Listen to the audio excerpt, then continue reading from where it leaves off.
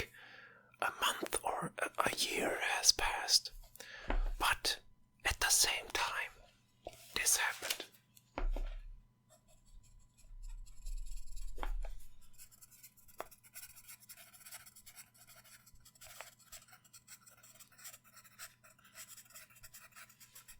Wait for it.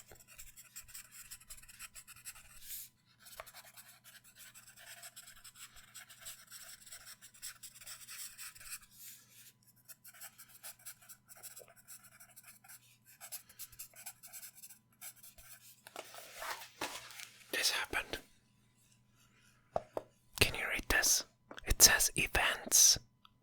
Time got littered with events. It's chock full. It's so what this does is so on one hand time feels like it's going really slow. But on the other hand, there's so much in it that it feels fast again.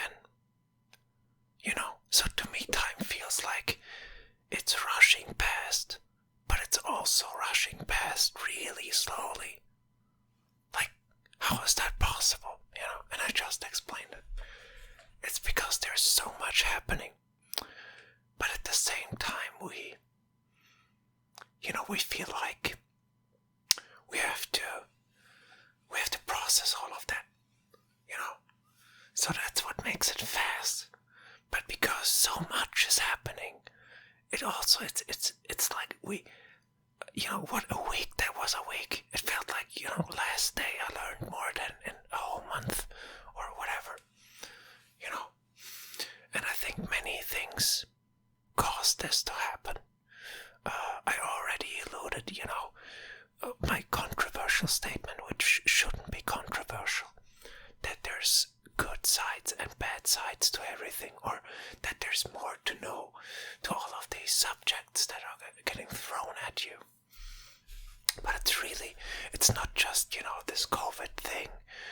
It started before that, and it's still going on, even if COVID stopped, and it's getting, thank God it's getting more, it's getting milder, and I also heard they're making revisions on the vaccines based on what they know, what they learn, which is exactly what everyone should be doing. Like, what do I mean by that?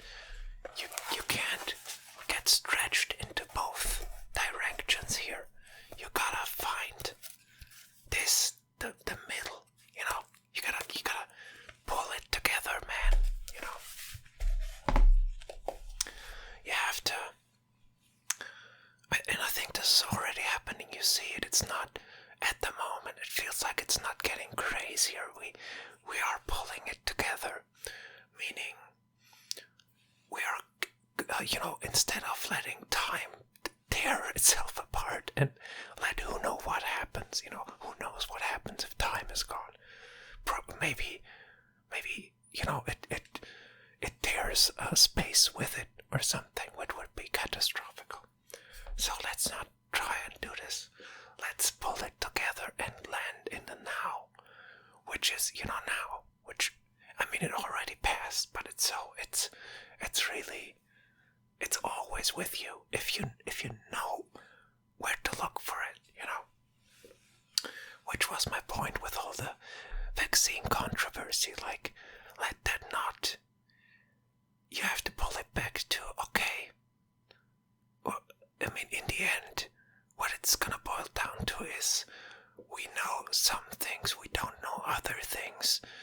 Let's keep pulling these together so that we can, help the people that got sick because of COVID and the people that got sick because of the vaccine. It's both things are happening, and this stretching into extremes is a part of what is causing it. But in all fields, it's like I watched She-Hulk, and some people hate She-Hulk, and I have to say I hate it too. I hate the ending. I think it's so incredibly dumb. But I didn't hate all of it. There were really funny moments in it, and I thought there was potential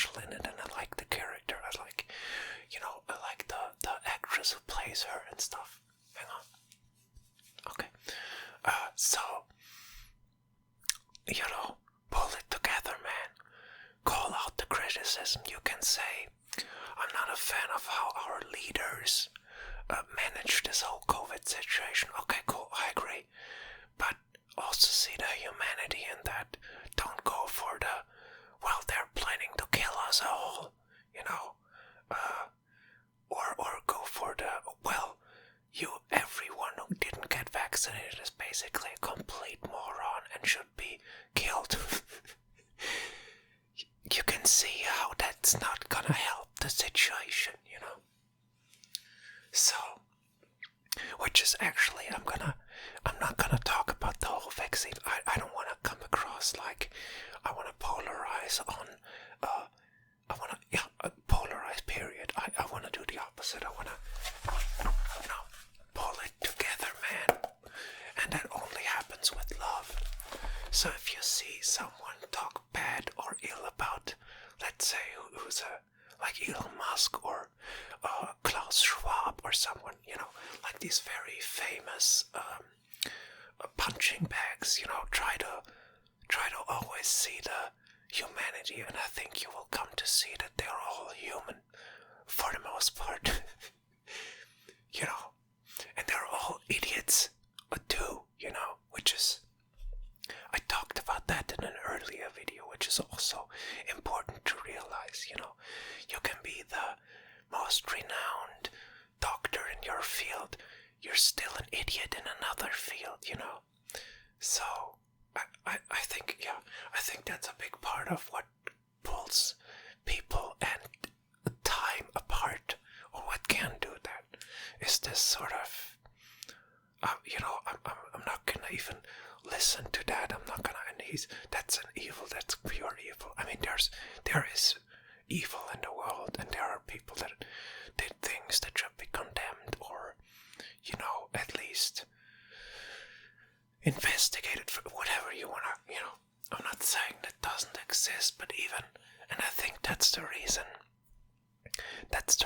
all these documentaries about serial killers are so popular, because there's still this, we can't escape it, we want to find the humanity in even, these horrific things, because it's gonna be there somewhere buried over all that bullshit, I mean, and that doesn't mean you shouldn't condone these things, but you still have to get to the human part, and I think that's very healthy to understand and to reflect on that in order to,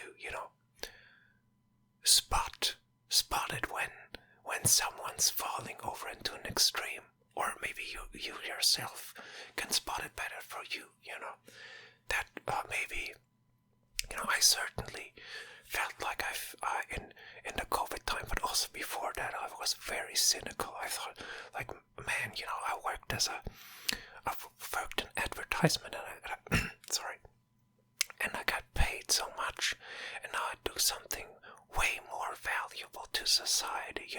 I was making food basically, or distributing it, and I barely could afford food myself. This doesn't make sense, and it's true. You can call that out, but you shouldn't fall into the complete cynicism of, everyone's oppressive and no one lets me rise up, and it's not that one-sided. It's a bit more. Sorry, when I ramble, I get very excited, and whispering is tough. I got a little crack in my voice there, but I'm gonna let that in because I think it's funny. Anyway, you can't. You know what I mean? You shouldn't condemn everything about it. Like, capitalism.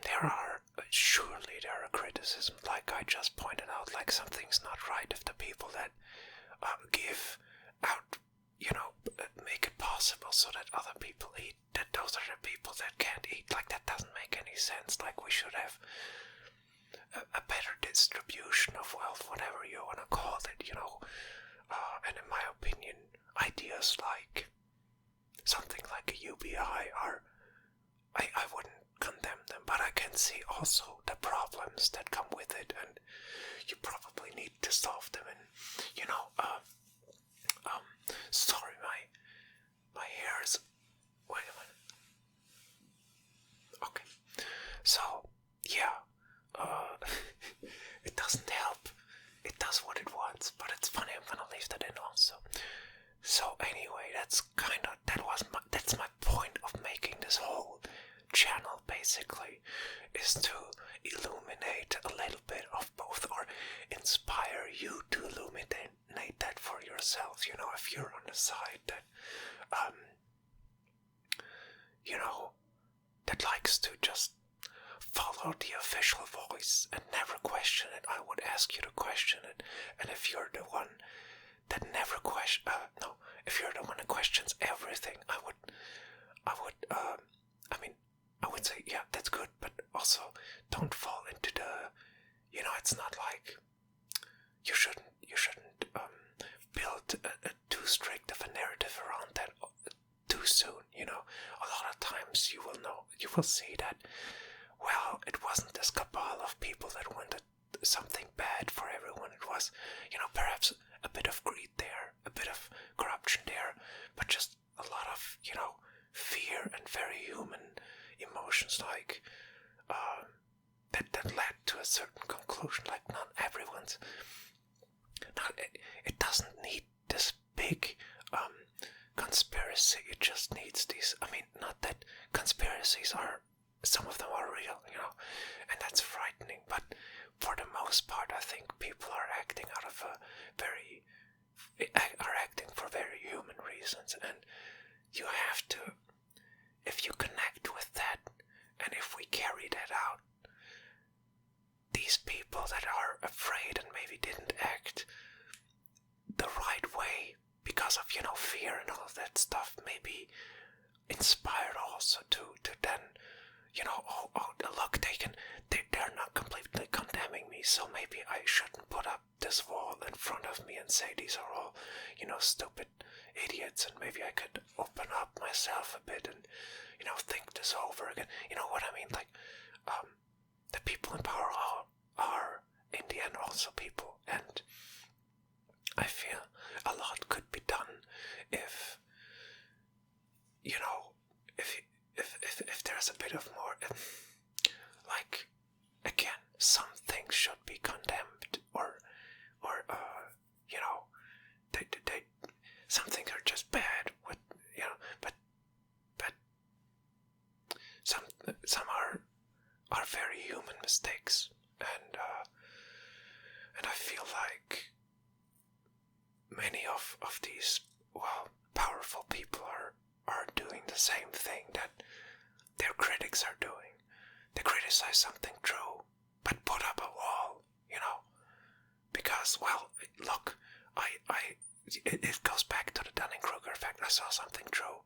I know all the truth, and you're beneath me. You can come over this wall, And I think the same's happening in response to that, where the people in power know something that they don't, and think, oh my God, I can't talk to these people, like, they're so stupid. You can't come over my wall. And at the end of the day, what's gonna happen? We have two walls, and this isn't gonna make any sense, and I don't think it's gonna help anyone at all. So this is my ramble on time, and how I think we can heal time, and instead of living in the past or thinking about the future, which that's all part of our reality too. We have to think about both of them, but in the end it comes down to, okay, what do we, it's like a comet is coming down on Earth. Okay, is there something in the past we can, okay, cool, what are we doing with that now? That's what it boils down to. So that's in the end the most important time, and that's why it's called the present. I stole that